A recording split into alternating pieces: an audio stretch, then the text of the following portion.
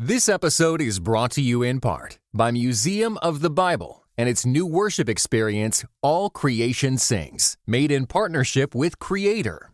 Step into an immersive room with vibrant visuals, soundscapes of praise, and interactive displays illuminating the story of worship. Get tickets at museumofthebible.org/ACS. Welcome to the Grace Enough podcast. I am your host, Amber Cullum. Today's conversation is fun and encouraging.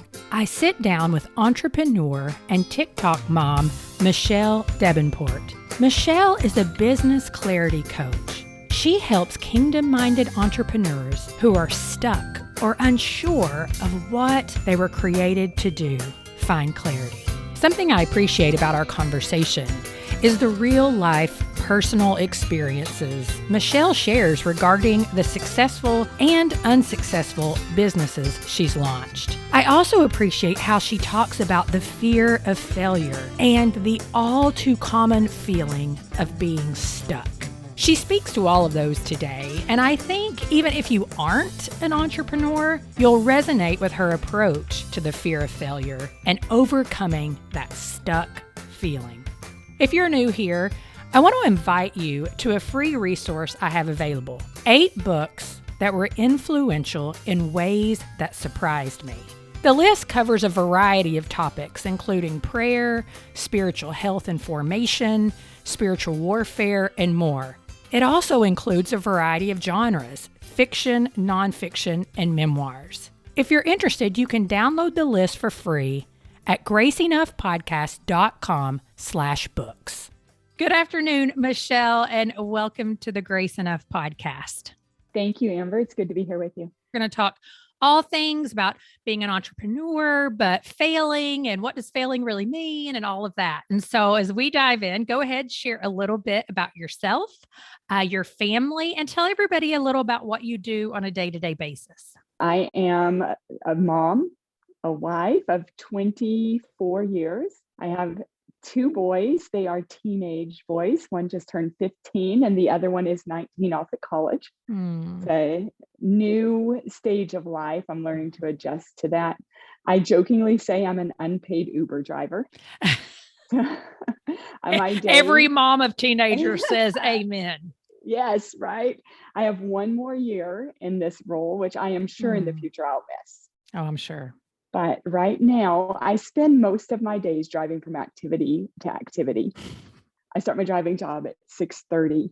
And today I had a coaching call at 7 where I coached someone. Then I went up to the school. I volunteered for cookie duty where we bake cookies. I call us the hot cookie ladies at school. My freshman loves that. I always tell my kids, I'm like, just wait, when your friends are here and I start dancing in the kitchen and singing fancy songs, you're going to love it. And they're like, Mom, like, true story. Now, you and I both have this in common that we TikTok, right? Yeah. So I have, embarrassingly enough, danced and TikToked in his high school cafeteria. It's great. It's good for them. They will appreciate it when they're older. And some of his friends, I think he secretly enjoys it. Some of his friends will say, I follow your mom. And other times while I sit in the car, I office out of my car usually, I will work on developing a business plan, coaching others, making lists of things to do. I have a lot of thought work that goes on during the day. Yeah. I think most of us kind of do, especially when we're multi-passionate entrepreneurs and so many interests, so many thoughts. That's absolutely right. Well, tell me a little bit about how you came to know Christ. I always love to share that part of people's story because it's so foundational to our lives as Christians, just kind of how that journey began. And so share a little bit of that with us. Yes, thank you. I was 17 when I came to know Christ. Awesome. It was my typing teacher at school who led me to the Lord. That's so cool. It was so cool. It gives me chills to think about too, how she was doing her job as a teacher, a typing teacher, and volunteering at the church youth group. And we went to a youth camp, Falls Creek, if anyone's from the Texas, Oklahoma area. It was a Baptist youth camp. And Dawson McAllister, way back in 1988, Dawson McAllister spoke and gave the invitation. Christ had been drawing me. God had been drawing me. I guess the Holy Spirit had been drawing me. And through what I'll call missionary dating, I had a boyfriend who was a Christian and I pulled him down. So I always talk about the dangers of missionary dating. I pulled him down, but yet God used that. And I had never thought about it until just now. He had used that failure. I felt like it was a failure that I had pulled him away from my lifestyle, had pulled him away from his faith and his family. Yet through that, I had visited his church because I didn't like what's happening. And they talked about don't put a stumbling block in front of your brother. And I broke up with him, started going to church, went to Bible studies, went to youth camp, and knew I needed Jesus. And Carmen was a popular singer at the time. He had a song called Radically Saved, and I was radically saved. I spent the next year probably on a mountaintop high, walking closely with the Lord. And my first year of college was very foundational. Yeah. I mean, I can relate to that as far as in college, just college ministry, and you're coming into so many things and gaining independence. It really can go a couple of different ways. And so if it's when Christ draws you in, it is incredible. I thank God for those years in college. Some people are like, oh, I didn't love college. And I'm like, oh my gosh, I love college. It was the greatest thing ever. And I didn't party or do anything horrible. Yeah. And a big shout out there then to college ministries as well. Absolutely. It was the BSM. They used to call it the BSU, but the BSM at the time, or BSU at the time, really nurtured that relationship that I had with Christ that was growing. So, and Campus Crusade as well. Yeah. Yeah, I know. I had my sister-in-law recently. She was talking about, I don't know what your experience was like at a big university, as my nephew is kind of looking at colleges now. And I was like, well, I think our experiences were totally different, because even though it was a huge university, I felt like I was at this little tiny small school almost, because I was so involved with a group of people in college ministry. So it was great. Yes. This episode is brought to you in part by Beyond Ordinary Women Ministries, which prepares Christian women for leadership. At BOW, we believe that every woman is a leader because she influences someone. So, whom do you influence? Do you mentor a woman? Serve in the workplace? Or do you lead a small group, teach the Bible, or even lead an entire ministry? No matter who or how many you influence, our free online resources will help equip you. Our videos, podcast episodes, and articles from experienced women leaders will encourage you and perfect your leadership skills. They offer wisdom for dealing with ministry pitfalls, current biblical issues, health for your own soul, and insights for shepherding others well. In addition, BOW offers Bible studies designed to connect women of multiple generations. They provide a challenge to both women new to the Bible and those wanting to dig deeper. Be our guest and browse all of our free resources and low-cost Bible studies at beyondordinarywomen.org. Okay, so you are a true entrepreneur, which I think now that word gets tossed around a little too much. We won't go into that, but yeah. You've started businesses since you were a young girl, on and off, doing different things. And I love this motto that you share: taste it, try it, and see if you like it. So share some of the businesses that you have started and just some of the things that you've learned along the way. Thank you. I like to start with, hi, I'm Michelle, and I'm addicted to starting businesses. I started a car wash in my parents' front yard in their grass when I was around 7. That was quite a surprise for them. I like to say I was in the friendship pin franchise business when I was in junior high. But true, honest to goodness businesses, I'd say my first real true business was a wedding floral design business. I had dabbled with a lot of things, but I did start a business. I booked my first client on my wedding day. That was quite an interesting day to do that. I knew nothing about floral design, but I thought, well, I have a client, I better learn. So I got a job at a florist and I learned how to do flowers. I have, again, taste it, try it, see if you like it. It sounded like it would be fun. I enjoyed planning my wedding and I thought, why couldn't I do this? Let me try it. And it was successful. I somehow got in with Neiman Marcus in downtown Dallas. Wow. They had a lot of well-to-do brides, big budgets that wanted fancy flowers. And I got in with them, and I learned quite a bit. I learned a lot about perceived value, that what you charge for something affects the value that someone else in their mind puts on what it is you're giving, right? That if I charged too little thinking I was being so nice, I actually lost business because it didn't look as if I had value to offer. That was a really important lesson. I also, my husband and I started a stock photography business, which we live off now. We have 10 or 11, either part-time or full-time employees. And we started that as a hobby. My brother jokingly calls me a hobby killer because I can take any hobby and kill it by turning it into a business. It is so true, right? Like, right? And in the world that we live in today, we think anything we love, we need to make a business. And I'm like, no, sometimes it's okay to just do something for fun. Yeah, that's what my brother says. I don't know, but that's what he says. I agree with your brother. I'm with your brother. People are always like, do you want to make money here, here, here? I'm like, no, I just want to keep enjoying it. Yes, that is true. I can see that. But, he makes these cool cigar box guitars. I'm like, oh my goodness, you could sell those on Etsy. He just wants to make them for himself. And that's hard. Go brother. That's hard for me. Well, we turned the hobby of photography into a stock photography business where we sell photos through iStock and Getty and do very well with it. Thanks be to God. I've learned that both of those businesses that have been quite successful. We lived off of my wedding floral business while my husband went to seminary. And my prayer throughout that time was, God, confirm the work of my hands.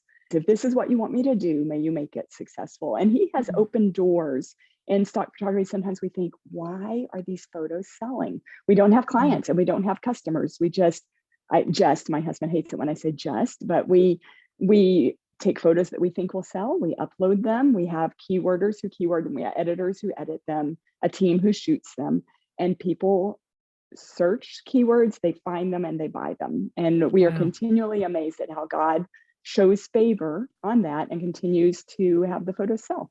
I've also done a little trash to treasure business. One man's trash is another man's treasure. We have bulk pickup. My girlfriend and I would drive around and we would pick up things from bulk pickup every Monday morning. It was the most fun hobby. We would drive in our SUVs and we'd go, oh, plastic kitchen, toss it in the truck. And we'd take it home and sell it on Craigslist or have a garage sale. And we made one garage sale, we made $2,400 with other people's trash. Gosh. So you have to be a super organized person, because my thing is that in my head, I know exactly what you're talking about. And then I'm like, that sounds so awful to me to get all that together and make it happen. Yes. So we had what I called the magic drop.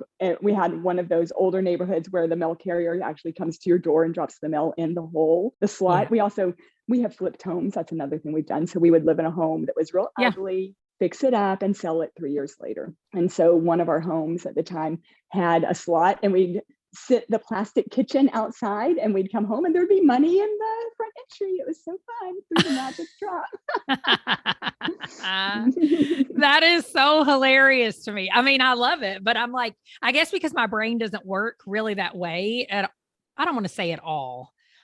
Some people would be like, oh, Amber, yes, it does. It's just maybe not to that degree, right? Yes. But of all these businesses that you've started, and then this stock photography business, like you said, I mean, it provides income. That's like what you guys do to provide for your family. You still struggled with what God created you to do. You were still unsure. And I know I can relate to that, but I think a lot of people can relate to that. And I can't help but wonder if sometimes a lot of people can't relate to that, because we live in an age where we constantly see 80 billion different things that we can do.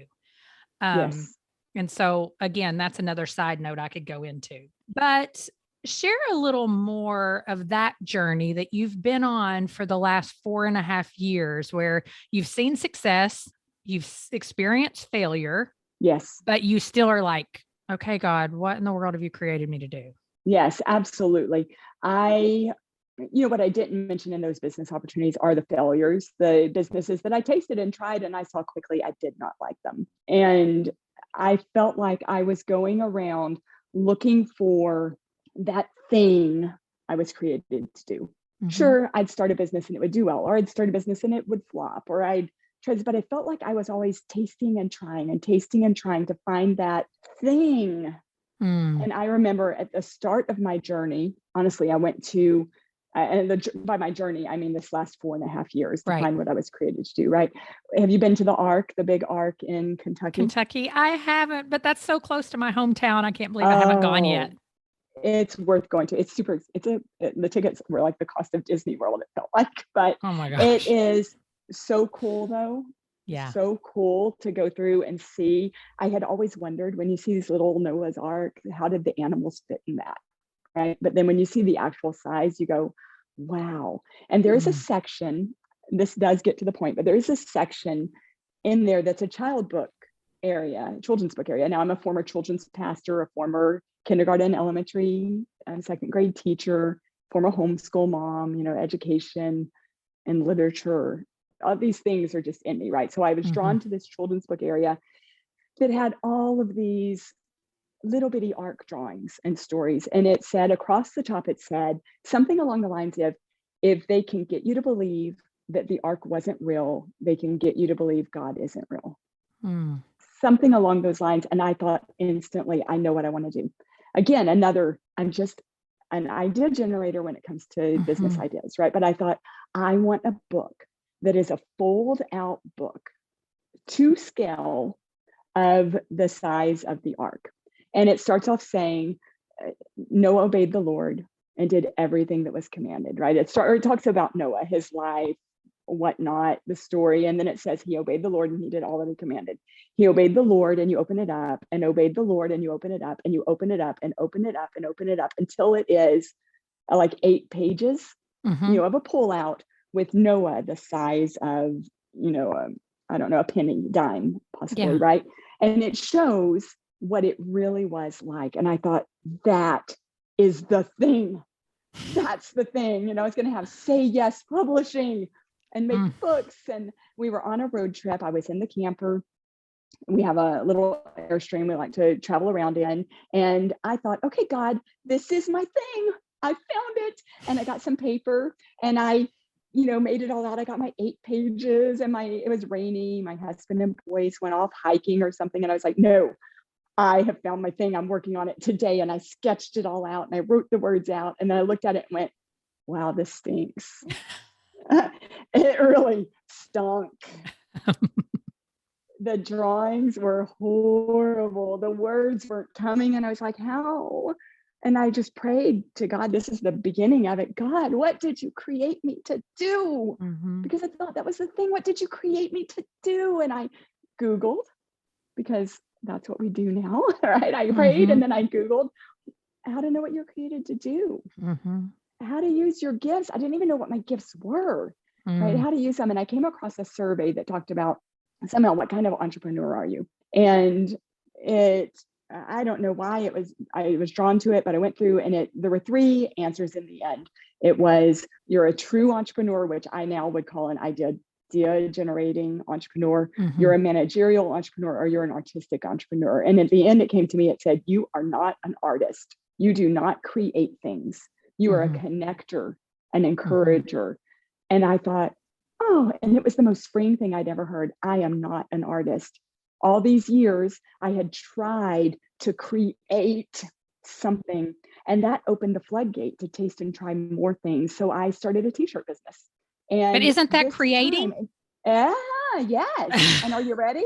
This time I was armed with the knowledge that I am not an artist, but I'm a connector and I know artists. Okay. So I hired a friend to do the artwork for a t-shirt business.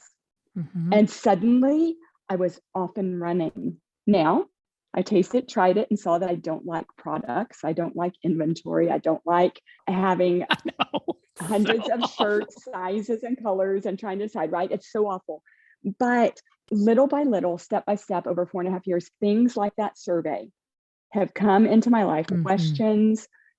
I was at the last one I'll share with you right now, but I was at a women's communication conference, Blistum. It was the relaunch of Blistum, if you're familiar with it.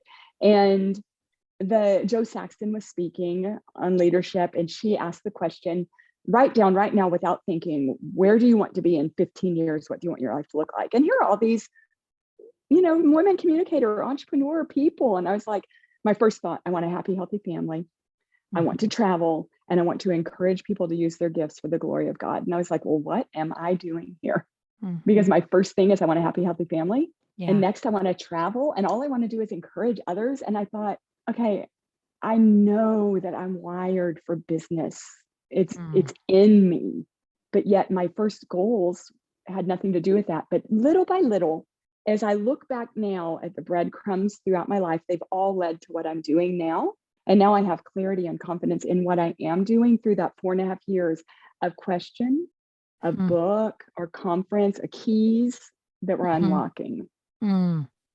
Yeah, I relate to that because it's interesting. Just back in January, as I'm not a big goal writer, I've realized in some ways I need to write goals because that just kind of gives you a little bit of an anchor to go back to. They don't have to be a ball and chain as much as an anchor, but same, like I look back at the goals and I'm like, they don't have anything to do with podcasting or any of that. My goals are totally related to my family, personal health, things like that.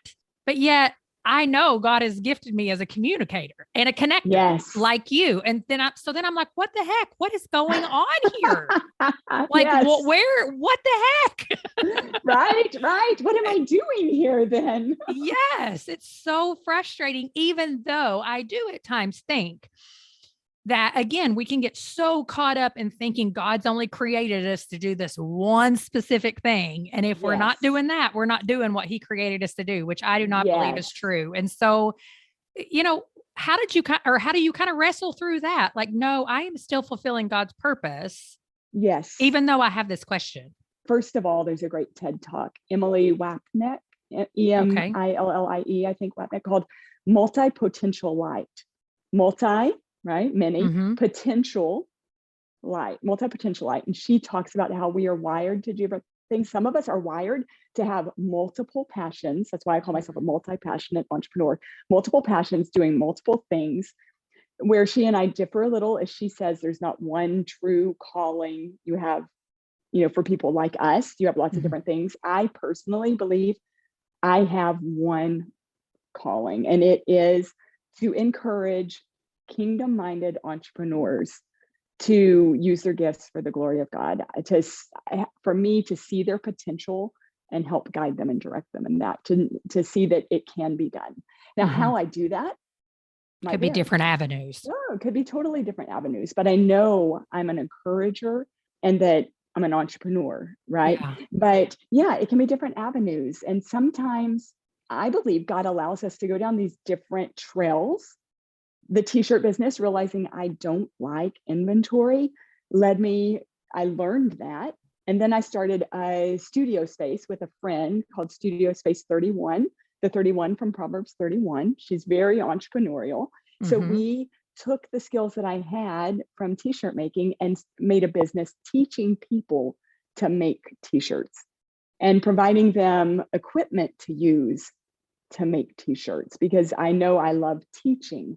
So sometimes I think we're allowed to go through different trails to pick up skills, just like a staircase. Each step builds on the other. So maybe in the end, you're a podcaster, you want to be a podcaster forever. I personally can't imagine being anything forever other than, a follower of Christ and a wife and a mom. Right. Yes. Lord willing, those last a long time, right? But again, it comes back to taste it, try it, see if you like it, right? And maybe what happens is we see we don't like that and we learn what we don't like and we stick that away and go forward with something else. Yeah. And I always like to point out when we're having conversations like this too, that I do realize that not everybody is even in a position where they get to dream in this way and they get to explore in this way. And I count that as a privilege. I understand that there are many Christ followers in the world who just getting their needs met every day is a whole different situation that I've ever experienced or been exposed to Yes, in a lot of ways. And so I always like to just point that out. absolutely. Yeah. And so tell me this, because like I said, I do resonate with this being stuck, spinning your wheels in all these different directions. How do you encourage and coach women who are stuck? Because it feels sometimes like, I think from the outside looking in, people would think you have it all together. Right. But those of us who are listening, who understand, like, yes, my wheels are spinning in 1,000 different directions and I feel stuck. Like, what are some ways that you coach people like me? Yes. Well, if I were to coach you, right, I have a format that I follow called Jumpstart. I've started a coaching program, Jumpstart Your Calling. And I've broken Jumpstart, and each letter has something attached to it, right? An acronym. So J, we look at your joy and your passion. What is it throughout life that has lit you up? Mm-hmm. That's a big marker. And you're right. Yeah. There are people who feel stuck because they're spinning their wheels in so many directions. And people who feel stuck because they literally are stuck, Mm-hmm. right? Our calling, I used to use the word dreams, that I help people bring their dreams to life. But you are absolutely right. We can't all afford dreams, Mm-hmm. but that we do have a vocation. And maybe that vocation is a 9-to-5 job or a 9-to-9 job. And we have a calling inside of that. This doesn't just have to be about those dreams, right? This is about doing, I believe firmly that you and I are, the women and men listening, are God's workmanship. Created in Christ Jesus to do good works, which he prepared in advance. Amen. For us to walk in. One version says walk in. I love that. And other versions say to do, but I love the idea of walking in, because if it was created for us to do, we can go, check, we're done. But we are created to good works to walk in, to continually do as we go.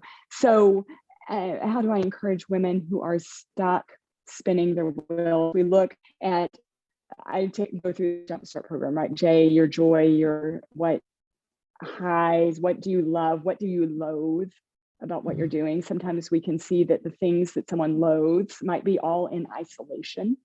What they love is all in community. Maybe they're doing a job that's in isolation, and they realize, oh, I am wired for community.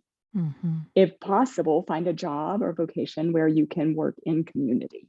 Right? Maybe they've been podcasting on their own without guests, and they're not connecting. They're writing and they need connection. So we look at that. We look at your upbringing, the highs and lows of your childhood, and see what connections can be made there.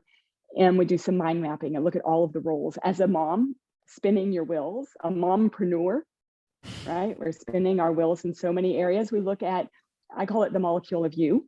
And we look at all the different atoms that make up you, the different hats that you wear.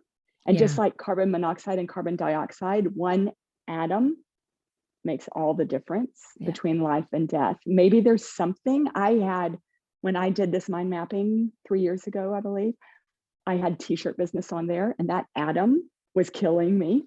We look at all the functions that atom requires, and it was way too much for my life, and I needed to take that away, right? And if you take that out of your molecule, right, and somebody else has the opportunity to do it, and it might bring them great joy, right? And then let's see, we look at your personality, the Myers-Briggs. I'm an ENFP, and so look at that, and then strengths finders. I do love strengths finders, and that was a real large final key that I needed, was to see what value I offer, that I am a catalyst to change, that I jumpstart people. That's where I came up with the idea for Jumpstart Your Calling. I jumpstart people. The other day, my car was dead. It would not start. It wouldn't do what it was created to do. It was sitting there with all of the potential, but stuck. And I needed someone to jumpstart my car. Actually, in the end, I needed a new battery and a new starter, but I was desperate and just wanted someone to help me start it so that I could go forward and do what I needed to do with that vehicle, right? So through this, there are 3 or 4 more things that I do, but through that, I would help help you or others see what they've known all along. They just didn't really realize. Like, as a friend said to me when I started this business, she said, finally, you see what we see. But I just couldn't see the value that I had to offer. But now I see that jumpstarting both your car and your calling are extremely valuable. Well, you've also said, and I know this to be true. I mean, it was great when you and I were communicating back and forth on Instagram, because I was reading what you sent me after I'd asked you a couple of questions. And, you focus a lot on how one of the number one things to really jumpstarting or, doing that thing you're passionate about is the fear of failure. And I mean, I can say like, that's something I've identified in my life probably over the last year with some specific things that have gone on. But, it prevents us from setting goals. It prevents us from trying new things. And so help us shift our perspective on failure. Yes. This is actually how you and I really connected. Was someone had shared a testimonial about a keynote speech that I give called Crash, Burn, Win. We've all crashed and burned, right? If you haven't, then I want to know the secret. But we've all I probably haven't tried. Yeah, I probably haven't tried. There you go. Sorry. If you're a risk taker, you're going to crash and burn, right? And that fear of risking it all, that fear of embarrassment, the fear of others seeing you fail, right? Or even letting yourself down or others down stops us from even taking that risk. What I point out is people who have gone before us and been extremely successful have failed so many times. Thomas Edison, we would say he was successful, right? He had 1,093 patents to his name.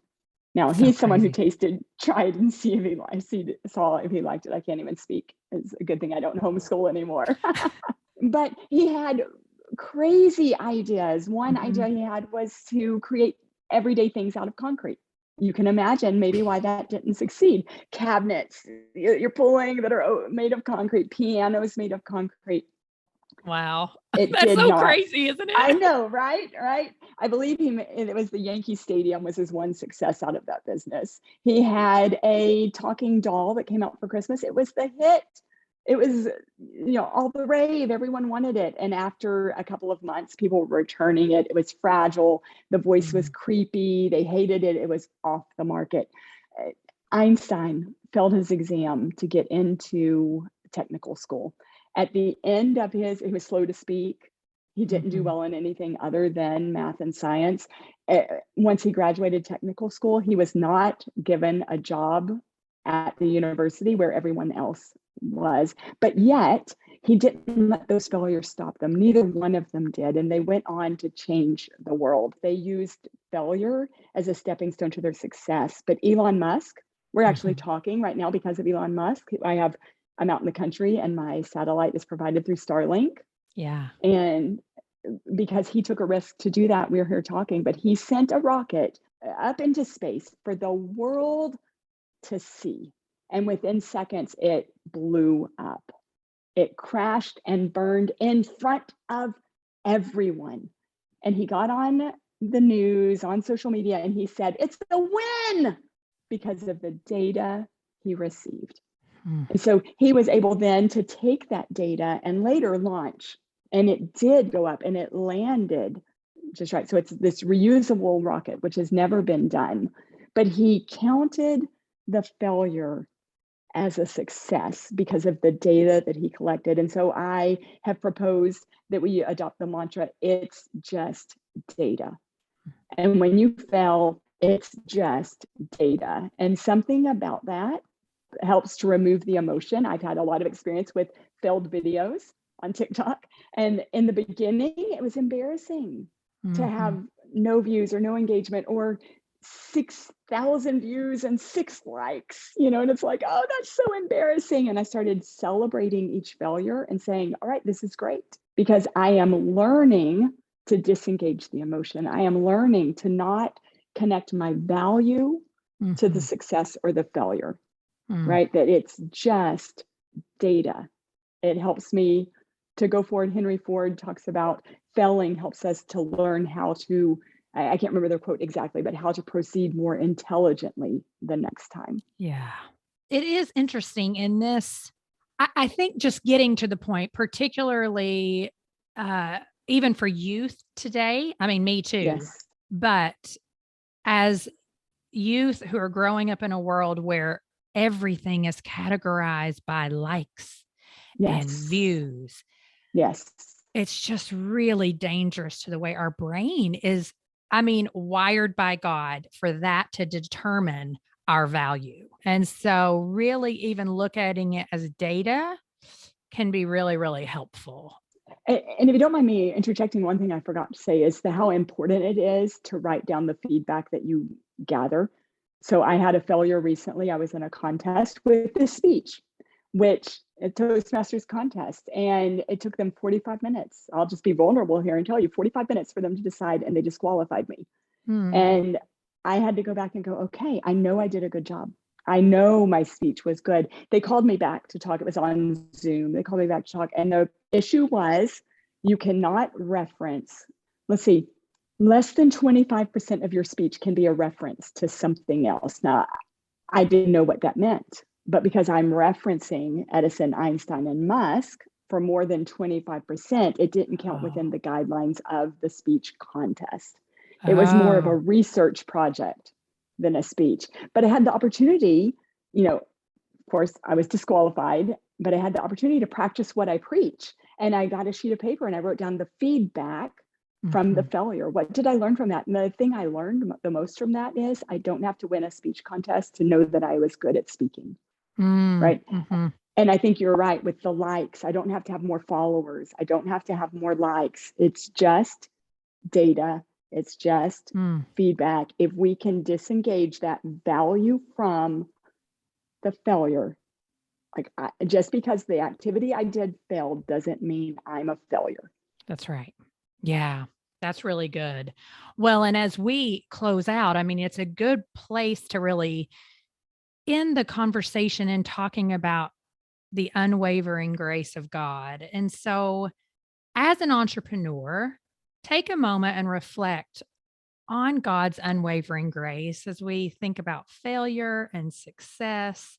How have you experienced his care for you in your failures and your successes?